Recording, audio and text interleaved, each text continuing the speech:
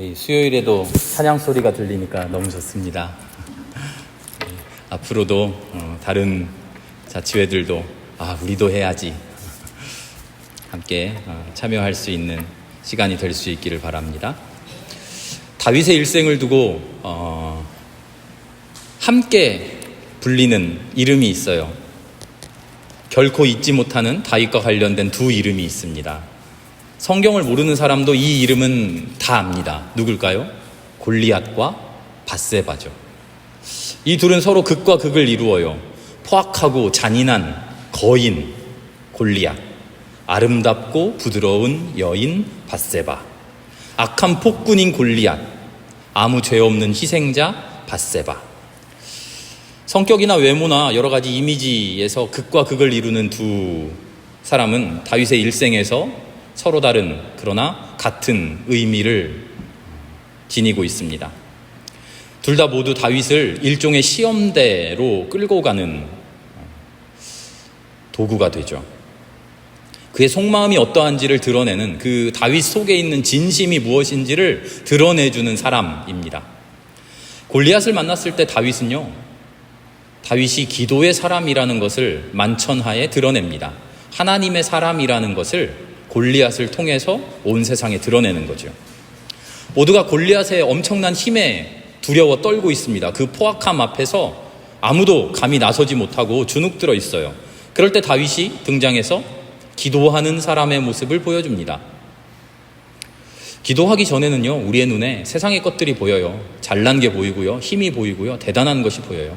그러나 기도하는 순간 우리는 그런 것들을 넘어서서 하나님의 능력, 하나님의 역사하심, 하나님의 뜻, 하나님의 계획, 하나님이 마침내 이루어 가실 하나님의 나라를 보게 되는 것이죠. 그럴 때 세상이 우리를 위협하는 두려움이나 어려움들은 아무것도 아닌 것을 알게 되죠. 바로 골리앗을 만났을 때 다윗이 바로 이런 기도하는 사람, 신앙인의 모습을 보여줍니다. 너는 칼을 차고 창을 메고 투창을 들고 나에게 나왔지만 나는 오직 주 하나님 만군의 주님의 이름을 가지고 너에게로 간다. 그런데 그랬던 다윗이 완전한 사람이 아니라는 것을 스스로 드러내고 맙니다. 다윗에게도 죄짓고 실패하는 시간이 다가오죠. 밧세바와의 일입니다. 그런데 중요한 것은요, 이 밧세바와의 일에서 다윗이 죄짓고 파멸하지만 중요한 것은 다윗은 다시 기도하는 사람으로 돌아온다는 거예요.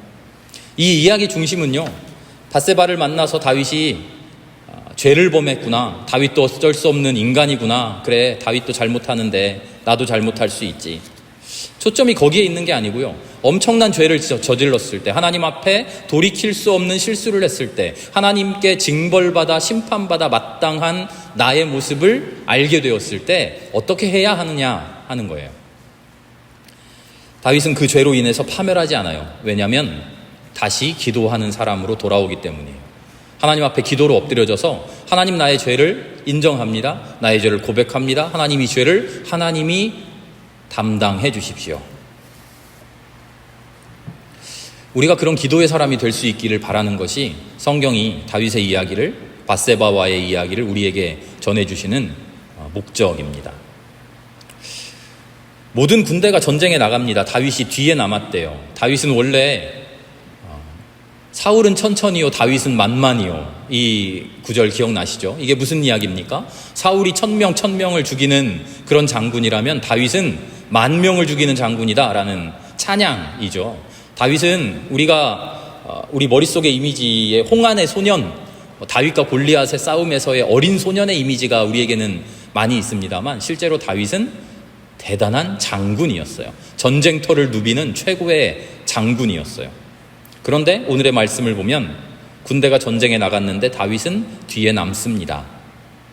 이제 왕이 되어서 지휘하는 자리에 올랐으니까, 또 왕이 잘못되면 안 되니까 왕이 후방에 빠져 있는 것, 그렇게도 생각할 수 있겠습니다만, 다윗이 이제 자신에게 주어진 삶을 일선에 나가서 맹렬하게 살아내지 않고 뒤에 남아 무언가 자기가 누리고 싶어 하는 것에 눈 돌리고 있는 모습, 그 모습을 우리가 느낄 수 있죠. 우리가 익히 알고 있는 대로 궁전 옥상을 거닐다가 목욕하는 여인을 발견하고 그 음욕에 빠져 그 여인을 데려다 범하게 됩니다. 한 달쯤 후에 이 여인이 자신이 임신했다는 사실을 다윗에게 알려오는데 다윗은 더 큰 범죄로 자신의 죄를 덮고자 하죠. 남편인 우리아를 황급히 전쟁터에서 불러내서 휴가를 주는 것처럼, 특별 휴가를 주는 것처럼 꾸며서 집으로 돌려보냅니다. 부부 사이에 자연스럽게 생긴 아이인 척 잔꾀를 부린 것이죠. 그런데 신실한 우리아는 넘어가지 않습니다. 이스라엘의 군대는요, 전쟁터에 나갈 때 부부관계를 하면 안 돼요.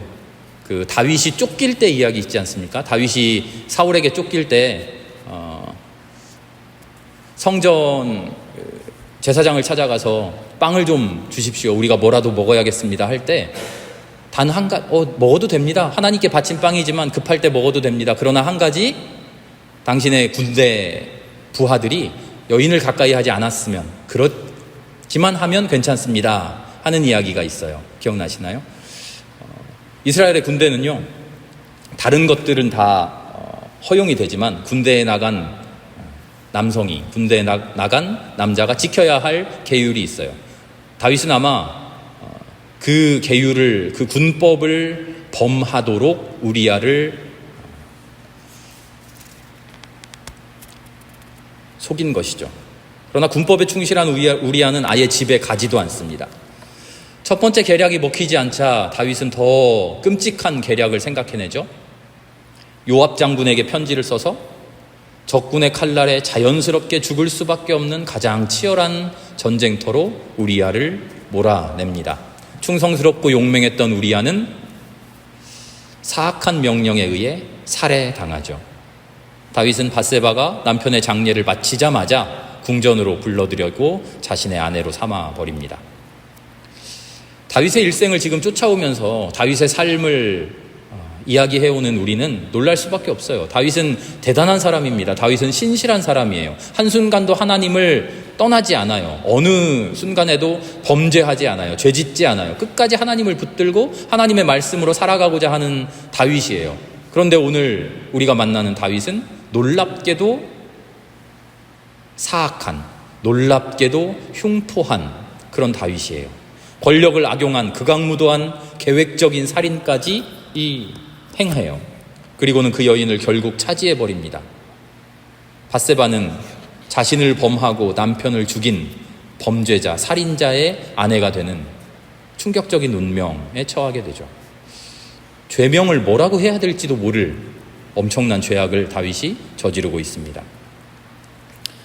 성경은요, 이 이야기를 보도하면서 우리가 11장부터 쭉 읽어가잖아요. 우리 4절까지밖에 안 읽었는데 이 이야기를 쭉 읽으면서 특정한 단어를 반복해서 사용해요. 다윗이 무슨 이야기를 하는지 다시 한번 쭉 읽어보세요.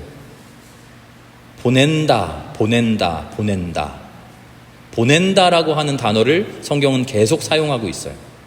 보낸다고 하는 것은요, 명령하는 거예요. 누가 누구를 심부름꾼으로 보내는 거예요. 힘 있는 다윗이, 권력을 지닌 자가 자기의 힘을 사용해서 교활하고 잔인한 다윗으로 바뀌어가는 과정을 보여줘요. 범죄를 저지르는데요, 내 손으로 저지르는 게 아니라 나는 뒤에서 아무것도 안 한 척 하면서 말로써, 권력으로써 내 뜻을 관철하려고 하는 그런 다윗의 모습이죠. 더럽고 힘든 일을 아랫사람에게 지시하고 자기 손은 깨끗한 척하는 이중적인 다윗으로 변해갑니다. 전쟁터에 요압과 부하들을 보냅니다. 이스라엘 온 군대를 보내요. 자기가 가지 않아요. 밧세바를 발견하고는 자기가 뛰어가지 않습니다. 신하를 보내요. 누군지 알아보게 합니다. 자기가 가서 밧세바를 데려오지 않아요. 사람을 보내서 데려옵니다. 밧세바가 임신하자 상황이 급박해지자 다윗의 행보도 급박해집니다. 요압에게 전가를 보내고 우리아를 왕궁으로 보내고 우리아를 집으로 보내고 그에게 먹을 것도 보냅니다. 뜻대로 되지 않자 요압에게 다시 교활한 편지를 보내고 마침내 우리아를 치열한 전쟁터로 보냅니다. 다윗은 이렇게 모든 일을 자기 권력을 사용해서 사람들을 보내서 해결하죠. 죄의 본질이 무엇일까요? 죄가 무엇일까?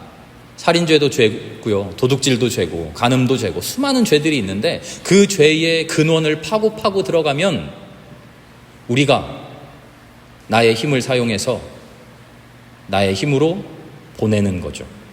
우리가 스스로 신이 되려고 하는 겁니다. 명령하는 자, 내 삶을 내 멋대로 살려는 자, 내 삶을 명령해서 내 삶을 내가 규율하려는 자, 다른 사람의 삶을 지배하려고 드는 자. 다윗의 범죄 이야기는 그래서 사실 모든 인간에 대한 이야기입니다. 하나님께 순종하며 살아가고자 하는 것이 아니라 내가 나의 힘으로 내 삶을 뜻대로 하고 싶어 하는, 더 나아가 한 발 한 발 나아가 누군가를 내 멋대로 내 욕심대로 지휘하고자, 지배하고자 하는 이야기인 것이죠. 그런 인간의 지배에 맞서 하나님은 이 이야기의 마지막에 결정적인 보내심을 보내줍니다. 보낸다고 하는 것, 누구에게 명령한다고 하는 것, 누군가를 권력으로 순종하게 만드는 것, 그것은 인간들이 하는 모든 보냄은 스스로가 신이 되고자 하는 범죄의 보냄이지만 가장 아름다운 보냄은 하나님이 선지자를 보내고 하나님이 하나님의 말씀을 보낸다고 하는 것을 보여주죠. 나단을 다윗에게 보내십니다. 네가 권력을 사용해서 사람들을 보내고 사람들을 좌지우지하고 명령대로 사람들을 이리 보내고 저리 보내서 네 뜻대로 한다고? 하나님 노릇하면서 죄악을 저질렀다고? 아니다. 진짜 권력이란, 진짜 하나님의 보내심이란 이런 것이야 하면서 나단을 보내시죠. 하나님의 이 강력한 보내심 앞에서 다윗의 하나님 놀이, 하나님인 척하는 그 광대 놀이는 끝이 나죠. 나단은 다윗에게 못된 부자 이야기를 해줍니다. 양과 소가 많은 부자가 나그네를 대접해야 되는데 자기 양, 자기 소 잡기 싫어서 이웃 가난한 사람 양 한 마리 가지고 애지중지 키우는 그 가난한 사람의 양을 억지로 끌고 와 잡아서 나그네를 대접했더라 합니다 하는 이야기를 들려줍니다. 물론 실존하는 이야기가 아니죠. 나단이 만들어낸 이야기입니다. 다윗은 이 이야기를 듣고 세상에 어떤 그렇게 나쁜 놈이 있느냐 하면서 노발대발합니다. 그 놈을 처벌해야 한다고 소리를 지릅니다. 바로 그때 나단이 바로 그때를 놓치지 않고 소리치죠. 그 나쁜 놈이 누군지 아십니까? 바로 임금님, 다윗 임금님 당신입니다. 바로 이게 복음이 하는 일이에요. 복음이 무엇입니까? 라고 말하면 우리는 객관적인 사실을 이야기합니다. 하나님이 예수 그리스도를 통하여 세상을 구원하신다라고 하는 것, 그게 복음이죠. 그런데 그런 사실 전달이 사실은 복음이 아닙니다. 다른 사람에 관한 이야기, 이것은 복음이 아니에요. 아무리 위대한 이야기, 아무리 대단한 이야기, 아무리 훌륭한 이야기, 엄청난 이야기를 들었어도 그 이야기가 나와 관계없다면 그 이야기는 복음이 아니에요. 복음은 하나님의 이야기가 나의 삶과 관계될 때, 그때 복음이 되기 시작하는 거죠. 하나님이 구원하신다고 했는데 누구를 구원합니까? 다른 사람들 백날 천날 구원하면 뭐합니까? 하나님이 나를 구원해 주신다고 하는 거죠. 하나님이 인간의 죄악을 담당해 주신다고 했는데, 예수 그리스도가 인간의 죄악을 깨끗게 해준다고 했는데, 나의 죄, 내가 붙들고 내 힘으로 해결할 수 없어서 끙끙 앓고 있는, 피눈물 흘리고 있는 그 죄를 예수를 만나 해결받는다고 하는 거죠. 그래서 나의 고통, 나의 문제, 나의 죄악, 나의 기쁨, 내 아픔, 나에 대해서 하나님과 관계가 맺어지는 것, 그게 복음이죠. 나단이 하고 있는 일이 바로 이것이죠. 좋은 소식뿐만 아니라 나쁜 소식, 하나님의 징계의 목소리, 하나님의 심판의 목소리도 다른 사람 이야기일 때는 우리와 아무 상관없어요. 그러던가 말던가, 하나님이 힘이 세던가, 하나님이 무섭던가, 하나님이 두렵던가, 나하고는 아무 상관없는 이야기죠. 왜? 나의 하나님이 아니니까요. 그러나 그 하나님이 나와 관계된다는 것을 알아차릴 때 하나님의 위대하심, 하나님의 권력, 하나님의 권능은 우리 앞에 두려움으로 찾아오죠. 사실 나단의 비유는요, 다윗 이야기하고 실제로 정확하게 맞아떨어지지 않아요. 다윗이 밧세바를 차지한 것이 양과 소 많은 부자가 다른 양 한 마리밖에 없는 가난한 사람의 양을 빼앗은 것, 그것과 똑같나요? 다윗의 범죄의 핵심이 많이 가진 놈이 가난한 사람의 것을 빼앗은 그런 범죄인가요? 다윗의 범죄는 그게 아니잖아요. 다윗의 범죄의 핵심은 그 마음속에 음욕을 품었던 것, 하나님 앞에 아름답지 못한 마음을 품었던 것, 그 마음을 자기가 가진 권력으로서 합리화시키고 덮고 했던 것이잖아요. 나단의 말씀은, 나단의 이야기의 핵심은 정확하게 이 비유가 다윗, 당신이 이런 짓을 했습니다가 아니라 이 이야기가 당신 이야기입니다 라고 하는 3인칭 남의 이야기처럼 들었던, 그래서 분개하고 격분했던 다윗이 그 모든 이야기가 사실은 나의 이야기였다라고 하는 것을 깨닫도록 해주는 것, 나단 이야기의 핵심은 바로 그것이죠. 그리고 다윗이 그것을 알아들었다는 것이 오늘 이야기의 핵심입니다. 이게 모든 설교의 핵심입니다. 예배 중에 전파되는 하나님의 말씀, 예배 중에 선포되는 하나님의 말씀은 아무리 그럴듯하고 아무리 대단하고 아무리 훌륭한 이야기를 할지라도 나와 상관없는 다른 사람의 이야기라면 허공에 무의미하게 메아리치는 그런 이야기와 같습니다. 10년, 20년 교회를 다니고 설교를 들어도 아멘, 백날 첫날 해도 결코 변하지 않는 사람들이 있어요. 어떤 사람들이냐면 내 이야기인 줄 모르는 사람들, 그저 좋은 이야기, 그저 은혜로운 이야기, 다른 사람들에 대한 설교, 다른 사람들의 죄, 다른 사람들의 곤경에 대한 이야기로만 듣는 사람들. 설교를 그렇게 들을 때는요, 아무리 좋은 이야기, 아무리 하나님에 대한 위대한 이야기를 들어도 나는 변하지 않습니다. 설교가 나의 이야기가 되면, 이 이야기가 나의 삶과 맞아떨어져 가면, 나의 삶의 이야기로 받아들이면 우리는 단 한마디로도 변하게 되죠. 그게 복음이죠. 복음은 초점을 정확하게 나에게 맞추고 들어옵니다. 바로 당신이, 바로 그 사람이야, 바로 내가, 하나님의 지금 이 이야기가 나의 이야기구나. 설교는 일반적인 이야기로 시작해서 우리의 이야기로 가까워 오다가 갑자기 내 삶의 은밀한 곳으로 뛰어 들어와야 됩니다. 설교자가 해야 할 일이고 설교를 듣는 이가 해야 될 일이죠. 하나님이 지금 내 삶의 중심에 말씀하고 계시는구나. 그래서 복음은 우리를 고발합니다. 나의 모습을 하나님 앞에 내어놓게 해요.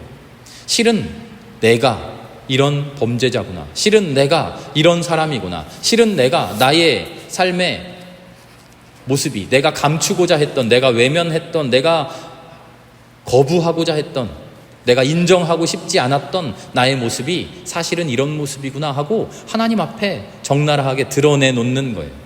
그게 복음이에요. 복음은 그러나 폭로만 하고 끝나지 않고 폭로를 통해서 구원으로 인도해 가죠. 그게 복음의 인정과 복음의 초대입니다. 나 자신에 대한 인정, 나의 죄를 깨닫고 하나님의 은혜를 깨닫고 인정하는 것, 그리고 예수님의 자비로운 초대에 응하는 것. 다윗이 나단의 설교 앞에 무너져 내린 것은 자신의 행동, 자신의 모든 잘못을 인정하고 하나님 앞에 적나라하게 드러내놓고 수긍하고 눈물 흘리기 때문입니다. 그럼에도 불구하고 은혜를 거두지 않으시는 하나님의 사랑 앞에 감사하기 때문이죠. 죄에 대한 처벌을 달게 받고 오히려 감사함으로 나를 처벌해달라고 그렇게 간구하죠. 수많은 시가 있는데 다윗의 시 시편 51편이 아마도 이런 마음을 표현한 것 같다고 생각합니다. 시편 51편은 이렇게 고백해요. 하나님, 주님의 한결같은 사랑으로 내게 자비를 베풀어 주십시오. 내 죄악을 말끔히 씻어주시고 내 죄를 깨끗이 없애주십시오. 나의 반역을 내가 잘 알고 있으며 내가 지은 죄가 나를 고발합니다. 주님의 눈을 내 죄에서 돌리시고 내 모든 죄악을 없애주십시오. 주님께서 베푸시는 구원의 기쁨을 내게 회복시켜 주십시오. 하나님께서 원하시는 재물은 찢겨진 심령이니 주님, 찢겨지고 짓밟힌 이 마음을 멸시하지 않으시고 사랑해 주십시오. 하나님의 말씀 앞에 우리가 모두가 다윗 같은 이런 심정이 될 수 있기를 바랍니다.